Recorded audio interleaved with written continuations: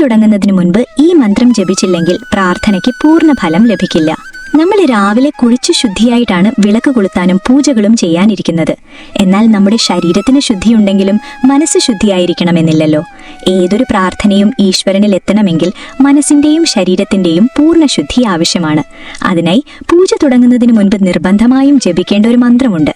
ആ വിശേഷപ്പെട്ട മന്ത്രം ഇതാണ്: ഓം അപവിത്രോ പവിത്രോ വാ സർവാവസ്ഥാം ഗതോപി വാ യസ്മരേത് പുണ്ടരീകാക്ഷം സബാഹ്യാഭ്യന്തര ശുചി. പൂജാമുറിയിൽ പ്രാർത്ഥിക്കാനിരുന്നയുടൻ അല്പം ജലം വലത്തെ കൈയിലെടുത്ത് അതിൽ നോക്കി ഈ മന്ത്രം ജപിച്ച ശേഷം ആ ജലം സ്വന്തം തലയിൽ തളിക്കുക. ഒരു വ്യക്തി പവിത്രനായിരിക്കാം, അപവിത്രനായിരിക്കാം, അല്ലെങ്കിൽ ഏതവസ്ഥയിലായിക്കൊള്ളട്ടെ, താമരക്കണ്ണനായ സാക്ഷാൽ മഹാവിഷ്ണുവിനെ അഥവാ പുണ്ടരീകാക്ഷനെ ആര് മനസ്സിൽ സ്മരിക്കുന്നുവോ അവർ ബാഹ്യമായും അഥവാ ശരീരമായും ആന്തരികമായും അഥവാ മനസ്സായും പൂർണ്ണശുദ്ധിയുള്ളവരായി തീരും എന്നാണ് ഇതിന്റെ അർത്ഥം. പൂജ ചെയ്യുമ്പോൾ നമ്മുടെ ശ്രദ്ധ അങ്ങോട്ടും ഇങ്ങോട്ടും പോകാതെ മനസ്സിനെ ഏകാഗ്രമാക്കാനും പ്രാർത്ഥനയ്ക്ക് പൂർണ്ണ ഫലം ലഭിക്കാനും ഈ മന്ത്രം സഹായിക്കും. നാളെ മുതൽ വിളക്ക് കൊളുത്തുമ്പോൾ ഈ മന്ത്രം ജപിക്കാൻ മറക്കരുത്.